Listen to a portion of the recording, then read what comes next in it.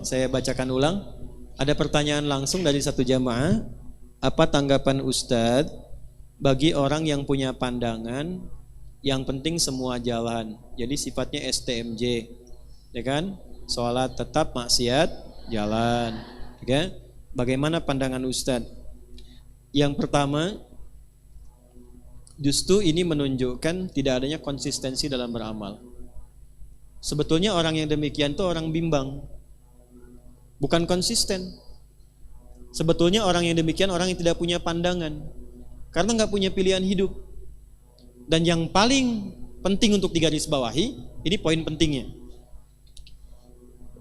Ini menunjukkan bahwa sesungguhnya orang-orang yang punya pola hidup demikian adalah orang-orang yang keadaan dirinya belum sehat,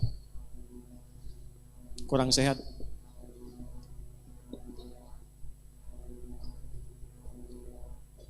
Satu, doakan. Karena yang seperti itu, kalaupun teman, didoakan dengan baik.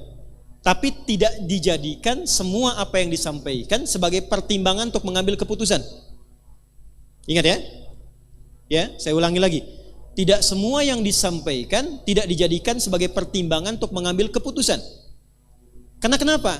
Dirinya saja belum bisa mengatur keadaan dirinya untuk konsisten pada kebaikan. Bagaimana dia bisa memberikan masukan yang baik pada orang lain? Nah, orang yang sehat, ketika dia mengerjakan sebuah amal soleh, maka ketika benar amal solehnya, amal soleh itu otomatis akan menggerakkan tubuhnya untuk mencegah dia berbuat salah. Saya contohkan begini. Sholat amal soleh bukan? Soleh. Apa fungsi sholat? Quran surah ke-29 ayat ke-45. Innas sholata tanha anil fahsya. Kalau ada orang sholat dan benar sholatnya, itu otomatis sholat yang dia kerjakan akan memberikan pengaruh pada tubuhnya untuk mencegah dia dari berbagai tindakan-tindakan maksiat. Fahsya, maaf, zina, selingkuh, LGBT, pornoaksi, pornografi, itu fahsya. Mungkar, mencuri, bergosip, menuduh, merendahkan, berselisih, itu mungkar. Jadi kalau orang benar sholatnya, amal soleh lewat sholat ini, dia akan otomatis mencegah pelakunya berbuat salah. Jadi kalau ada orang sholat, tapi saat bersamaan dia berbuat maksiat, ini artinya ada yang belum tepat dikerjakan dalam sholatnya. Karena motivasi orang sholat itu adalah mendapatkan amal soleh agar tidak berbuat salah. Jadi mustahil ada STMJ, istilahnya salah itu. Sholat terus, maksiat jalan. Jadi kalau orang sholatnya terus, itu nggak mungkin ada maksiat. Maka apa yang terjadi? Yang sholat ketika sholatnya dikerjakan tidak membuat dia kemudian terhambat berbuat maksiat, maka kemungkinan besar, satu, dia tidak sempurna dengan tujuan dan niat sholatnya. Makanya kata Nabi, yang diperbaiki sebelum mengerjakan amal soleh itu niatnya dulu.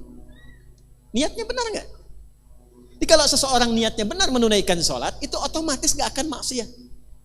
Otomatis. Ibu kalau nggak percaya ya, kalau ada anak kurang baik, ya jangan naik level dulu. Usahakan konsisten sholatnya dulu, dimulai dengan subuh. Minta aja pada anak ibu, ya, minta kerjakan sholat konsisten 40 hari. Setelah itu terserah kamu. Tapi jamaah.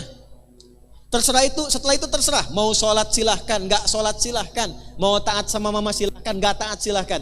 Tapi mama minta 40 hari sholat aja dulu. Di masjid, setiap hari. Subuh sampai isya. Setelah hari ke-40, lihat apa yang terjadi. Saya punya pengalaman di Tripoli. Guru kami, seorang profesor, itu kedatangan orang tua, menyampaikan pesan anak-anak kami 3 orang, itu sholatnya sulit luar biasa. Dipanggil dengan halus anak-anaknya, ya abnai, anak-anakku sini nak, katanya. Sekarang Syekh mau katakan, silahkan anak-anak mau gak sholat silahkan, gak taat sama mama silahkan, cuman minta satu dulu kerjakan, sholatlah selama 40 hari, tunaikan berjamaah di masjid, setelah itu bebas mau ngapain aja. Hari ke-40, yang satu berubah jadi baik luar biasa. Jangankan maksiat, untuk berkata yang kurang pantas pun dia gak punya kosakatanya. Yang kedua, naik turun, kadang baik, kadang tidak, kadang baik, kadang tidak. Yang ketiga, itu makin kacau. Dipanggil ketiganya, kata syekhnya, kamu yang pertama, kamu benar sholatnya 40 hari, dikerjakan dengan baik dan tidak kamu tinggalkan. Yang kedua, kamu kerjakan tapi kamu bolong-bolong. Kadang dikerjakan, kadang tidak. Kadang dikerjakan, kadang tidak. Yang ketiga, kamu ngumpet-ngumpet padahal kamu gak sholat. Ketiganya bingung lantas bertanya, kok Pak Kiai tahu katanya? Karena demikianlah yang tertuang diisyaratkan dalam Al-Quran. Tidak ada orang sholat konsisten kecuali merubah dia menjadi pribadi yang lebih baik. Maka tobatlah dua temannya tadi, keduanya menjadi lebih baik sampai sekarang mereka sahabatan dan menjadi ahli Al-Quran. Ya. Jadi tidak ada satu kalimat yang mengatakan sholatnya terus maksiat jalan. Itu nggak ada sebetulnya.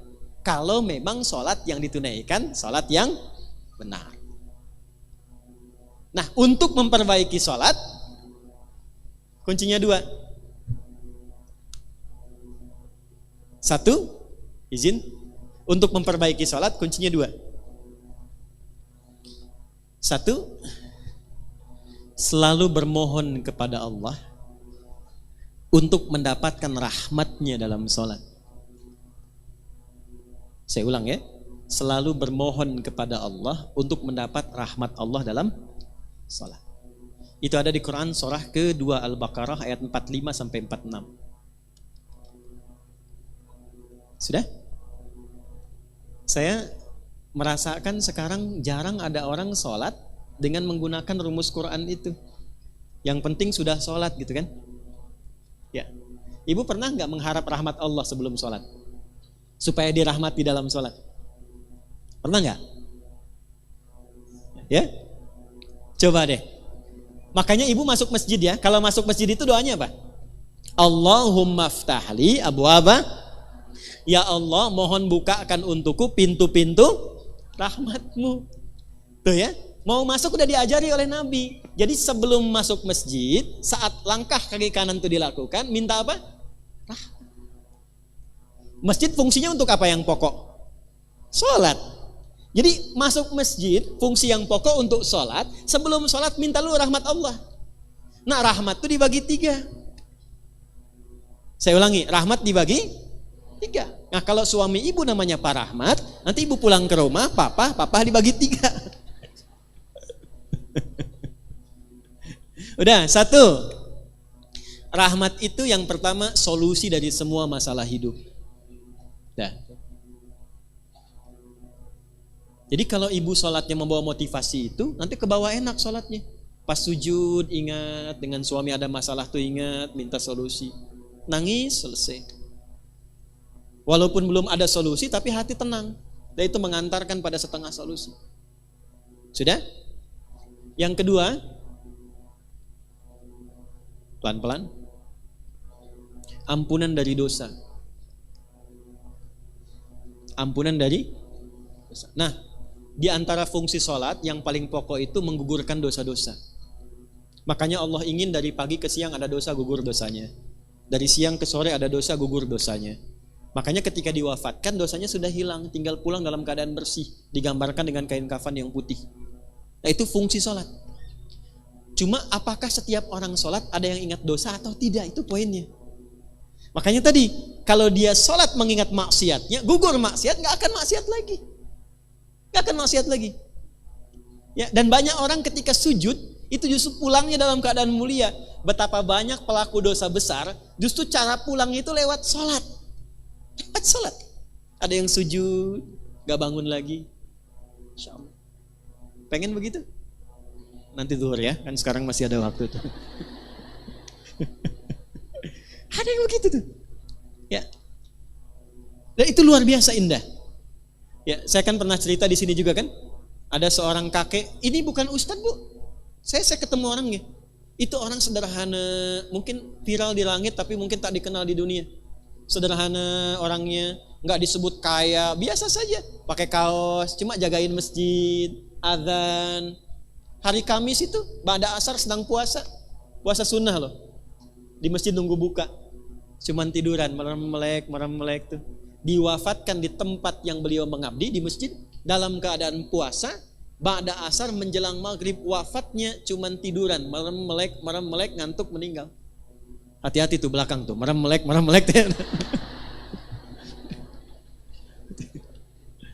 Dua.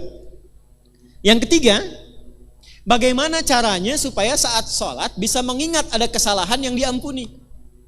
Maka dibuka dengan bagian ketiga. Perhatikan bagian ketiga. Sudah?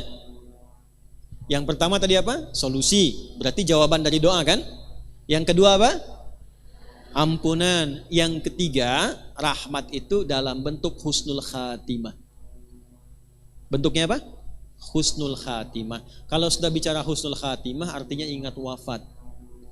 Ingat apa? Karena itulah Nabi mengajarkan pada setiap imam saat akan mengimami, berbalik dulu kepada makmum menyampaikan kalimat ini. Para jamaah, kita akan sholat.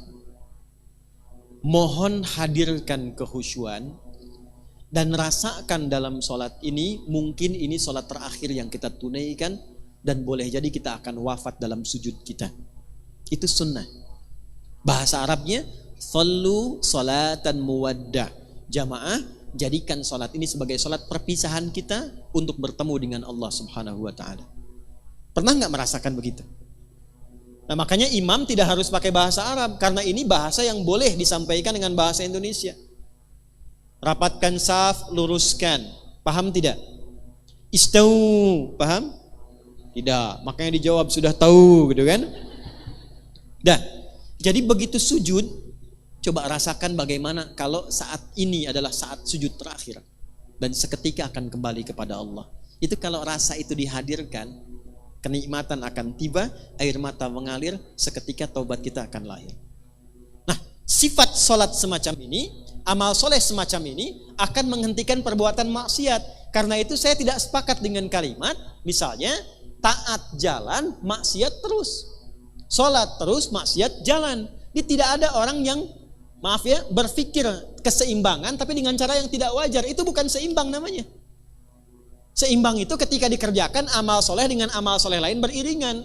Saya sholat tahajud, iya. Puasa juga, iya. Itu seimbang namanya. Ya, saya baca Al-Quran, iya. Menghafal, iya. Itu seimbang namanya. Kalau Anda amal soleh, iya. Amal salah, iya. Bukan seimbang. Itu nol namanya. Karena ketika berbuat soleh dan disusul dengan salah, maka yang soleh ketarik dengan yang salah. Kalau sudah keambil tidak ada amalan lagi dan nol sifatnya, itu bukan seimbang, itu hilang namanya. Tuh, kaget kan? Dan yang bahaya itu kalau solehnya ditarik semua sama yang salah, tersisa salahnya. Ini hadis Nabi. Maka dia berubah menjadi pribadi bangkrut, muflis namanya. Kalau sudah muflis, masuk neraka dulu, dicuci semua dosa baru masuk surga. Itu ada di hadis Muslim. Paham? Oke. Jadi apa tanggapan Ustadz? Tanggapan saya yang pertama, tidak ada keseimbangan.